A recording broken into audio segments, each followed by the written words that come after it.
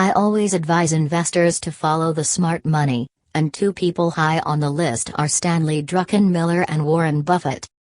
Second quarter regulatory filings show that Stanley Druckenmiller, the famed hedge fund manager, just placed more than $323 million of his own money into a gold ETF, at a time when sentiment toward the yellow metal is in the basement. Meanwhile, Buffett announced this week that Berkshire Hathaway is purchasing aircraft parts supplier Precision Cast Parts for $32 billion. Investors should take note. Druckenmiller sees gold as a home run. Druckenmiller has commented in the past that if he sees something that really excites him, he'll bet the ranch on it. The way to build long-term returns is through preservation of capital and home runs, he said. Grind it out until you're up 30 to 40%, and then if you have the convictions, go for a 100% year. While I have always advocated for a diversified approach, this all-in approach has served him well. Between 1986 and 2010, the year he closed his fund to investors, Druckenmiller consistently delivered 30% on an average annual basis. 30% a year.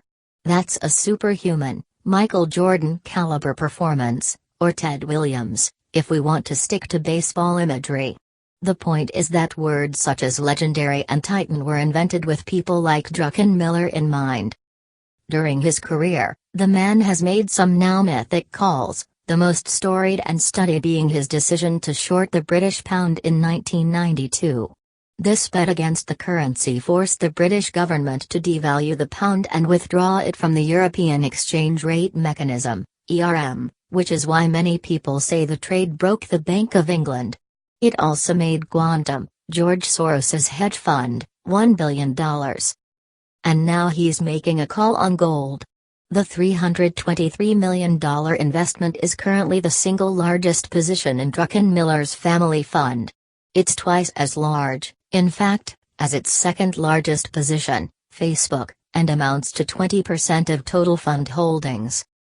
His conviction in gold can be traced to his criticism of the Federal Reserve's policy of massive money printing and near-zero interest rates. Such ongoing low rates push investors and central banks alike into other types of assets, including physical gold. Concerns over government policy is why prudent investors hope for the best but prepare for the worst. I've always advocated a 10% weighting in gold, 5% in gold stocks, 5% in bullion, then rebalance every year. This is the case in good times and in bad. Trump on gold. Love him or hate him as a presidential candidate, Donald Trump has the same attitude toward owning gold in today's easy money economy. After leasing a floor of the Trump building to UPMEX, a precious metals exchange, he agreed back in 2011 to accept 3 32-ounce bars of gold as the security deposit, according to The Street. The US dollar, Trump says, is not being sustained by proper policy and proper thinking.